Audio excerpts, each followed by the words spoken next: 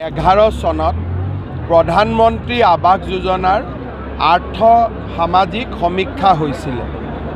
2018 চনত প্ৰধানমন্ত্ৰী আৱাস যোজনাৰ ঘৰৰ বাবে জিঅ' টেগিঙৰ ব্যৱস্থা হৈছিল আৰু দুইটা ব্যৱস্থাৰ জৰিয়তে আমি 26 লাখ নাম পৰিয়ালৰ নাম আমি তালিকাত সন্নিৱিষ্ট কৰিছিলোঁ।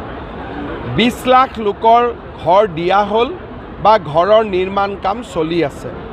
আজি 3,88,000 পৰিয়ালক নতুনকৈ আমি প্ৰথম কিস্তিৰ ধন বেংকৰ জৰিয়তে পঠোৱাৰ ব্যৱস্থা কৰিলোঁ।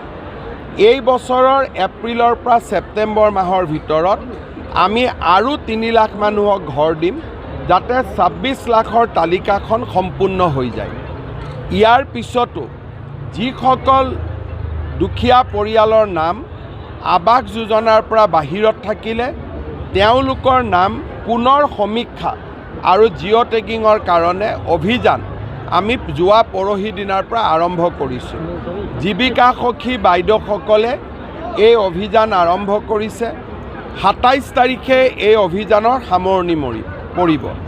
27ৰ পৰা 7 তাৰিখলৈকে ৰাইজে যাতে নিজেই, যদি কাৰোবাৰ ঘৰত জীৱিকা সখী বাইদেউ নগ'ল বা কাৰোবাক অন্যায় কৰিলে, তেতিয়া ৰাইজে যাতে নিজেই নিজৰ ফটোটো তুলি আপলোড কৰিব পাৰে, তাৰ বাবেও আমি 26ৰ পৰা 7 তাৰিখলৈকে আন এটা মহা অভিযান আৰম্ভ কৰিম। তাৰ পিছত যাৰ সঁচাকৈয়ে কেঁচা ঘৰ আছে প্ৰত্যেকগৰাকী মানুহৰ নামে আমি লিষ্টত সন্নিৱিষ্ট কৰিম আৰু পৰ্যায়ক্ৰমে তেওঁলোকক ঘৰ দিয়াৰ ব্যৱস্থা কৰিম। মোৰ আন্দাজ 26 লাখ মানুহে ঘৰ পালে অসমত আৰু যদি 10-15 লাখ মানুহে ঘৰ পায়, তেতিয়াহ'লে প্ৰত্যেকগৰাকী দুখীয়া মানুহৰ ঘৰেই পকী হ'ব আৰু সেই দিনটোৰ বাবে আমি সকলোৱে মিলি একেলগে কাম কৰিছোঁ।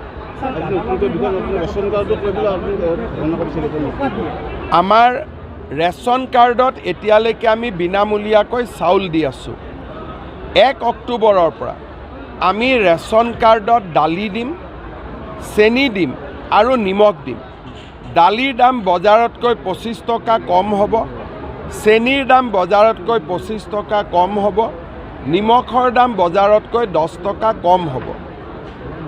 5জন পৰিয়াললৈকে 1 কেজিকৈ পাব আৰু 5জনতকৈ যদি ওপৰত পৰিয়াল থাকে ৰেচন কাৰ্ডত, তেওঁলোকে 2 কেজি পাব। অৰ্থাৎ 5জনলৈকে 1 কেজি, 6জন হ'লে তেওঁলোকে 2 কেজি পাব।